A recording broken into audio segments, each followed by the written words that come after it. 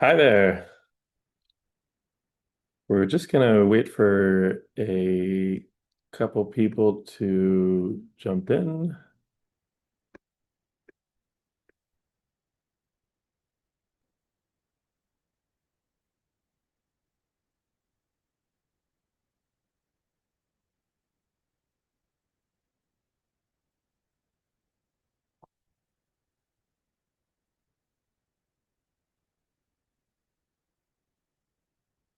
Thanks for joining our webinar today on nature data, nature intelligence.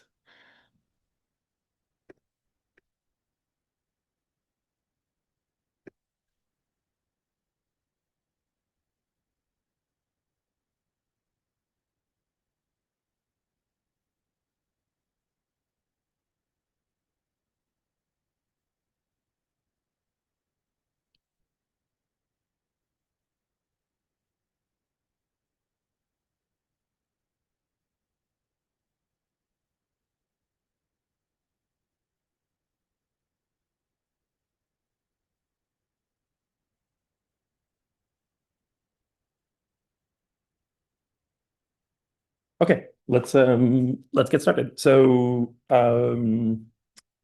We have a very interesting topic today, or I find very interesting. We are talking about nature in real estate, nature and biodiversity in real estate. And we're presenting to you today, or I'm presenting you today, Aura, which is our new product at Alvéole to identify nature-related risks and tie indicators and metrics into some of the global frameworks that are emerging around nature and biodiversity. Um, Today is a short conversation. We'll try to keep it to about 20 minutes of presentation and demo the product. Show you also some of the exports that come out of that, so you can see how easy it is to get some of the indicators for your assets or portfolios. And then we'll go into Q&A. This is a phase where a lot of our customers are asking a lot of questions around nature and biodiversity and how to tackle them. And so we'll open up the floor and make it a collaborative kind of end of session to see what different folks are up to. So before we start, I'm Alex. I'm the CEO and co-founder of Alvéole and Aura.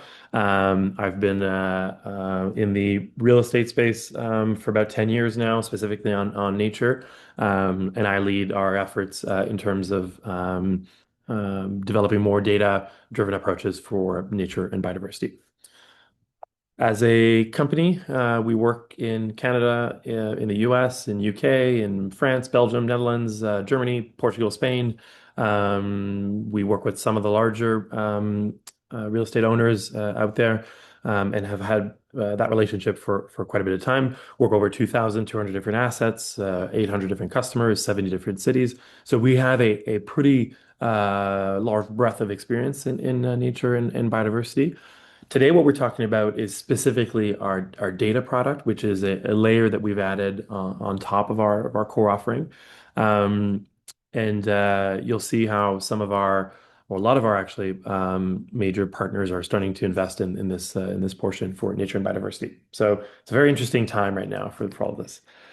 Now, I am in conversations all day with folks in real estate that ask me, okay, well, why nature and biodiversity, right? Why is this something that everyone is starting to talk about as the next theme in sustainability?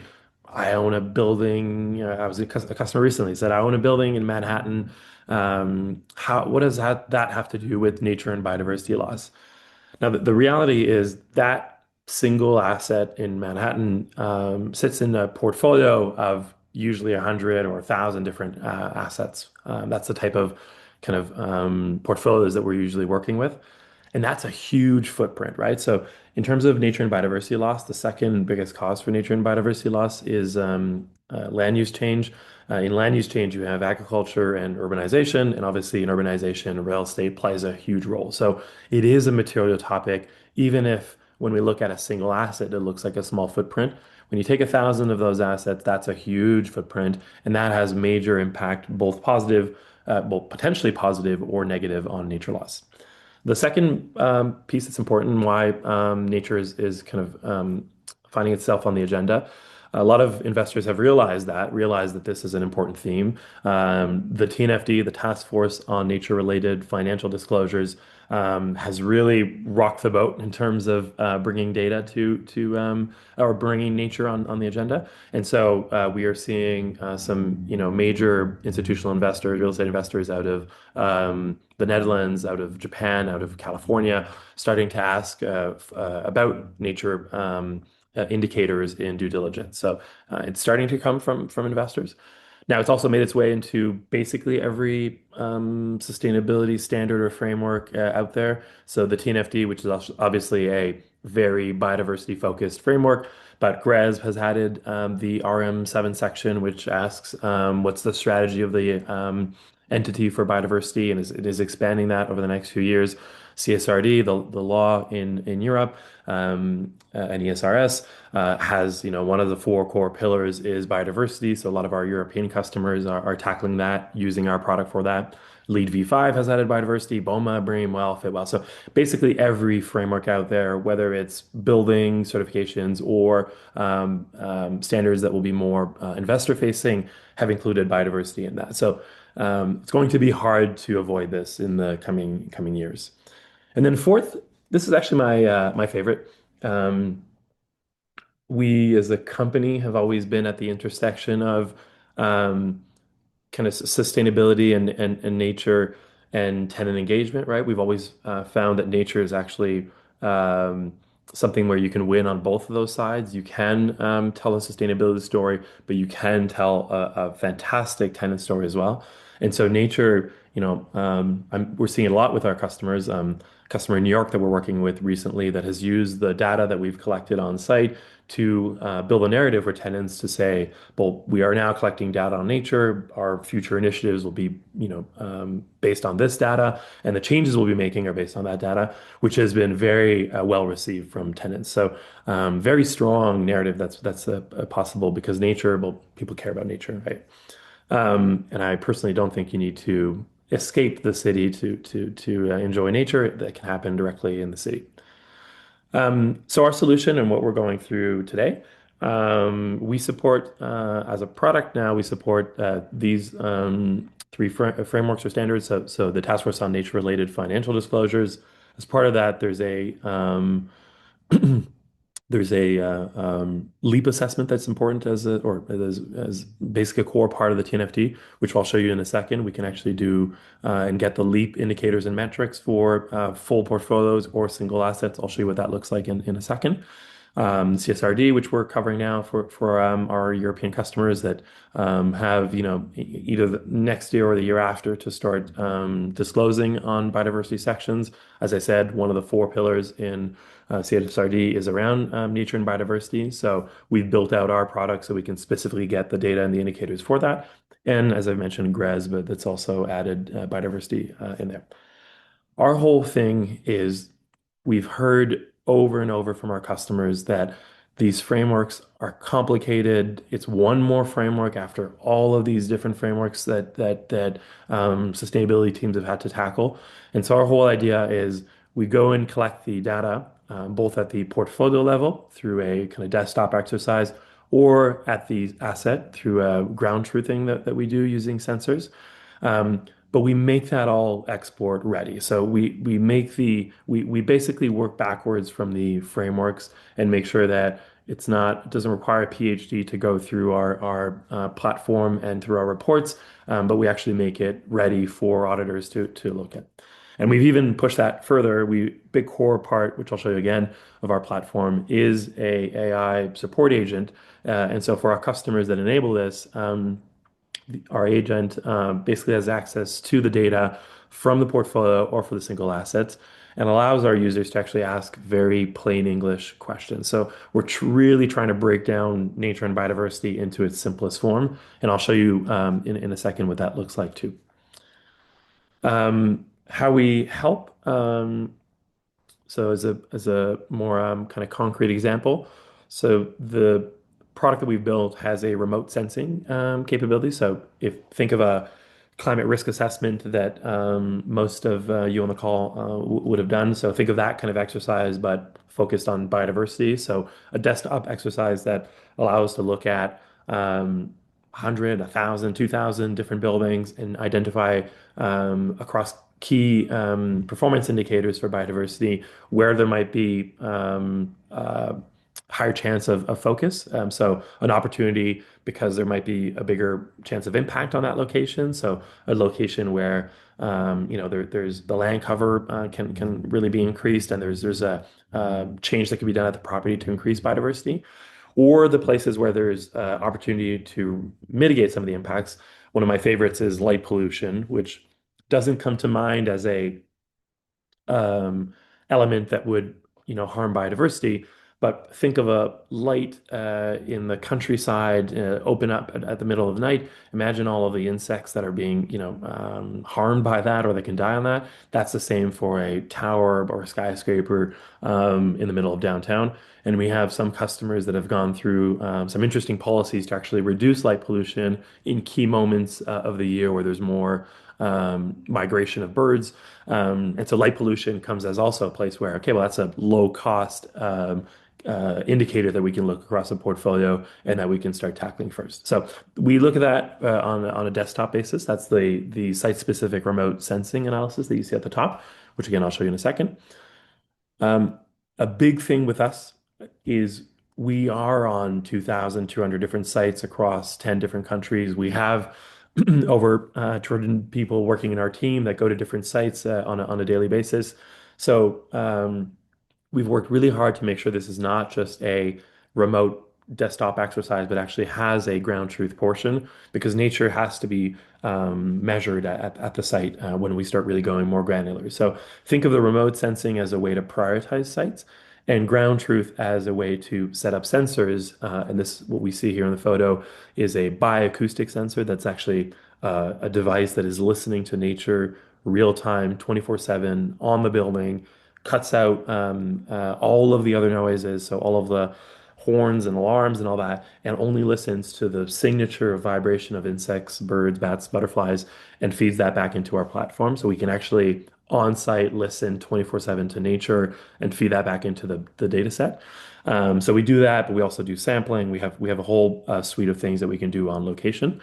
And we put those two layers of data, the remote sensing and the ground truth, into risk and impact assessment based on the framework that you are looking for. So if you're looking for doing your latest grant submission, but we will structure the data so it makes sense for that. If you're looking to do your first or going to CSRD reporting, but we'll structure the data so that it supports that way. So as I said, we support three right now, the TNFD, CSRD, and GRESB, and we're looking to support more frameworks in the coming months, a lot related to the building certifications.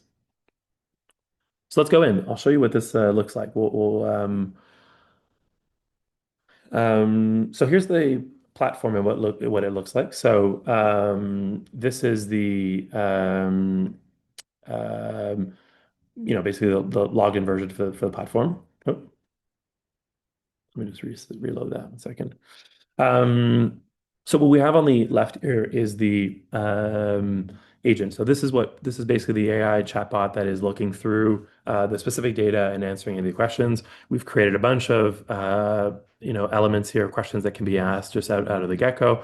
And super simple, plain English questions. I gave you the example of a GRESB submission. So this is where we would go in and say, I'm submitting for GRESB next year. What do I need for IM7 for this is just the name of the platform I'm showing you. So for that specific site, and I've added keep the answer short. And so that will actually look through the data and come back with an answer. It takes a second. It's querying that data. So while we wait, I'll just show you what this looks like over here. So this would be looking at the more of the dashboard side of things. So this is the desktop exercise that we're doing. We're looking at a site here, Olympic Stadium site here that we're just exploring. So what you see in the pink area, that's the perimeter of that specific location. What we're doing, and this is a part of our kind of secret sauce as a company, instead of giving you indicators compared to the rainforest and saying, how does your asset in the middle of a city compare to a place that is pristine in terms of nature and biodiversity? What we do is we actually compare to what we call a control area. So I'll show you what that looks like. We take a 5 mile by 5 mile box around that specific asset. And when we give you an indicator, such as this one, mean species abundance, which is an indicator that is required by a lot of the frameworks, we always give you that indicator in the context of the other assets in that 5 mile box around. So we're saying for this particular location, so I'll zoom in, we can see the different pockets of MSA, the different colors. Basically, not all nature is equal. A lawn versus trees or shrubs will score very differently in terms of biodiversity. So this is what we're doing here. We're identifying, okay, this is all green cover, but what type of green cover and how much does it affect biodiversity? That's the analysis that's going here. And what we're doing is we're giving you the site, which is 14.4 for what's inside this location. So that would be the asset that we're looking at, compared to the control, which is 17.9, which is the 5 mile box around. The important there is that we're not telling you your asset, here's a number and you don't really understand it. We're always comparing to other assets that would be going through potentially the same cycle of acquisition or disposition. So we're saying when we compare to assets that are in the same market, that would be on the same market for sale or resale, they are comparing their number for biodiversity is this, and your number for biodiversity is this, and therefore the risk is the delta between those two. Um, there's a lot of different indicators. Today is a bit of a short call. I'm not going to go through all of them, but there's things like nesting suitability, nectar potential. I talked about light pollution. We look at things like surface temperature at nighttime. So what are we seeing in terms of that location versus the kind of 5 mile box around? So it gives us indicate places that we could prioritize the work. So on a large site like this, do we want to focus on key places where we can focus on nature and biodiversity? So we look across all these different areas, even sorry, urban heat island effect, light pollution, all these different land covers that we're looking at. So this is the way to visualize the data. You won't be using this on a regular basis. This is just so I can show you today the amount of data that goes into these assessments. And then below, we have all of the different indicators.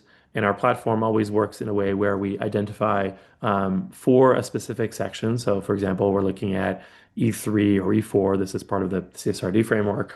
What are the key metrics that we're looking at? And then below, there's all of the different dashboards and indicators. But today, I won't go through that. So this is the desktop exercise. What happens after that? Oh, I'll show you here what we came up with in this. Came up with the different kind of indicators that are required based on the question I ask, and then we can go on and ask more and more questions. So you can always keep it very simple and interface with the data that way.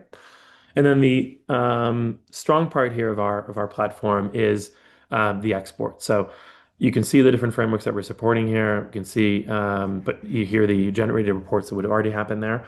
And I'll show you what it looks like. So if I've had the data, if we've collected this for a year, if we have all of this granular data on nature and biodiversity for this particular location, the part that you would be interfacing with is in the report section. And that would be going, okay, I would like to do my GRES submission this year. I want to make sure I get the data in the structure that is required for me. It's identified here already, the different elements that I'll need. And so you would request that demo, sorry, not that demo, request that framework, look at a specific asset, which framework you're looking for. If it's not that one, it could be another one, but we're going to look for this GRES. And do we want it as PDF or Excel? And over time, we're going to support different formats as well for that export. So I'll hit submit. And now I'll move over. I've already generated for you. So this is what it would look like. So this is the TNFD and GRESB version. So this is the report that's been exported directly. You can see here, it's already it's not for a specific customer here. But this is just how simple you can export the data. Select the site. We do all the analysis, hit the export in terms of what you want, and then we come out with these reports for you. And the way the reports are structured, so this is a report where we've had remote sensing and on-site ground truth monitoring. We'd be pulling out all of the key indicators. So MSA is a big one that we've talked about, mean species abundance. We'd be looking at what are the assets that are performing poorly, what are the assets that are performing well, break that down into the top kind of 4 or 5 assets across the portfolio. We'd be doing the same thing for land cover. So looking at is it artificial cover or is it a natural cover, roads and surfaces, like what's going on there, which again, all these indicators are tied to different frameworks. And everywhere we connect back to what is the alignment with GRESB or TNFD. So in this case, where does it align in the GRESB standard or framework, or where does it align in the TNFD? So we keep the reports very simple. Again, this is the PDF version, but you'd have the Excel version too, so that there's no black box and you can see all of the analysis. Ground temperature is one of the key indicators. Light pollution is one of the key indicators, and land use, as I've talked about too. And then we also go into different risks. So uh, once again, we didn't invent any of the indicators or metrics. They're all directly pulled from the different frameworks. So in this case, it's the TNFD. In the TNFD, there's a section that says you should look at the proximity to protected areas. The basis there is if you are close to a protected area, there's a higher risk of contamination for that area, and you know that might be a higher priority site to invest more ground truthing work. So here we're looking at we'd have the whole list of different sites. Where are they? How do they relate to close proximity? Be doing the same thing for at-risk species, hydrological risk, and then have the summary key findings. The biggest part for us is giving real recommendations. So, as part of our analysis, we're not just saying here are the risks. We're also saying here are the recommendations. And because we can do both the desktop work and the ground truth work, it's very easy for us to give very, very specific recommendations for that location. Now, I'm just showing you the exact summary. This report would actually have 7 different sections with, it's quite a long report. It's a LEAP assessment, so it is structured in the TNFD structure, and we have to respect that. But I'm just showing you quickly what this looks like. So that's it. I promise I would keep the presentation short. If I go back to just our presentation here, so we have, as I just mentioned, the desktop exercise, the then ground truth monitoring section with any on-site data, and then the impact assessment. And we export that in the frameworks that are required. And we're taking suggestions right now in terms of different frameworks that we can cover. That is it for the quick presentation. We're very available to have any conversation with any specific asset. We can look at individual indicators, even if you're just exploring this for single assets or portfolios. So this is a quick presentation showing you just the extent of what is available and what you can do for real estate portfolios. I'll take any Q&A now and of anyone that has any questions on exploring nature and biodiversity for their assets or portfolio.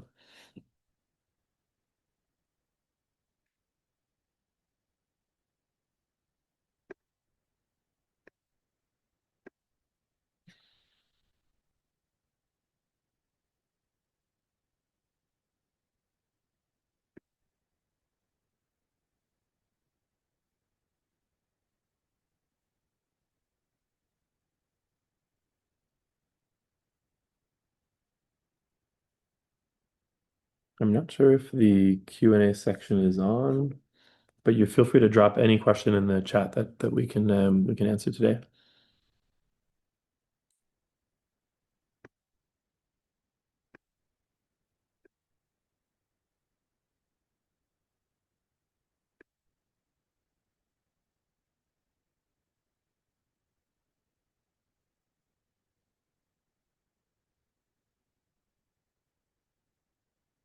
Okay, so here's some great questions coming in. So one question from Petra, do you also prep for future use change or legal requirement changes? So we do support the future use change. The way we do that actually is we can do what we call scenario analysis. So we can look at if there were change on site, if the specific location would be to invest in, for example, greening certain area or reducing light pollution by a certain area, how would that actually affect the score for biodiversity? So we call that scenario analysis. We essentially look at the site in its current form, and then we go and do some changes in the actual interface that I showed you. So we go and say, okay, well, if this area would change to a natural green spot, or if this would look change, what would the score look like? And so we do scenario analysis to be able to kind of predict what the change would be. In terms of the second part of the question, legal requirement changes. No, we don't look at that specifically now. It is something that we want to include in our platform moving forward. Something that we want to make sure that if there are legal requirements that will change in certain regions or certain countries, that those are covered. Right now, what we do is support the legal frameworks that come out. So, for example, CSRD legal requirement, well, we support that law, sorry, by giving all the different metrics and indicators. So, showing you kind of the intent that we have, but right now it's still early on the roadmap for that. And then, Katrina, how long does the process take?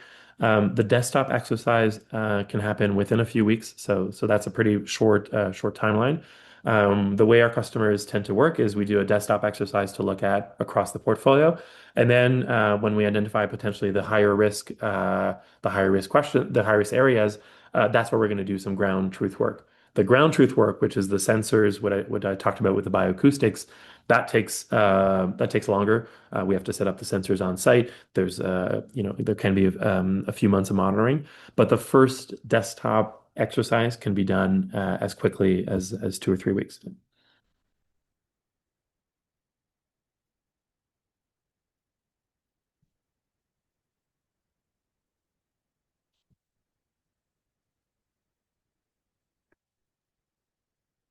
So looks like we are basically at time. Here's my LinkedIn if you want to scan that. Once again, I'm Alex McLean. I'm the CEO of Alvéole, and leading our efforts with Aura, our new nature intelligence platform. Here's a photo of me beekeeping in a much younger age. So I've always been very curious about nature, curious about insects, and a lot of our work with Alvéole has been around that. And now we're adding the quantitative part to that, so that we can help real estate folks look at those indicators and be very quantitative, not just qualitative on nature. If you'd like to chat and look at certain assets, look at certain portfolios, add me on LinkedIn. We can continue the conversation. It's very easy for us to pull out a few different indicators for a site. And so even in a preliminary conversation, we can walk you through what might be the risk or what might be the opportunities before we do any sort of engagement. So feel free to reach out, and we can help you and explain also what a lot of our customers have tackled and the issues that they've faced. Right? On that note, thank you very much. Thanks for attending, and have a wonderful rest of your Thursday. Alex, would you mind? There's more questions that came in the chat. Oh, Yeah, I think we sorry. have our folks online here waiting for answers. Yes. Okay. Thank you, Noemi. You Um, got it. I'm trying to the chat and the sharing is and you can see I'm not in my usual home here. Okay, what involvement is needed from the companies? We just need locations. So that's it. Addresses for an entire portfolio, and we can look through that. There's more involvement if we do the ground truth work, but the initial work is very simple list of addresses, and we can start doing the analysis. How precise is the bioacoustics? It's very precise. Aline, if you want to see this live, ping me on LinkedIn, and I'll show you a demo on how this actually works. The bioacoustics cut out a lot of and cut basically all of the noise that we have in cities, and our platform feeds real time, so you can actually listen to the different insects that have been collected on real time. So we pull up a whole kind of daily report, get the hits. We get thousands of hits per day, and we can actually see those coming in. So it's very structured. And I should mention, all of our methodology has been audited by one of the big four. So in terms of its structure and methodology, it is covered by that. Um, and then, okay, very important question. Of all the data inputs that you collect, how much of that is dependent on the beehives?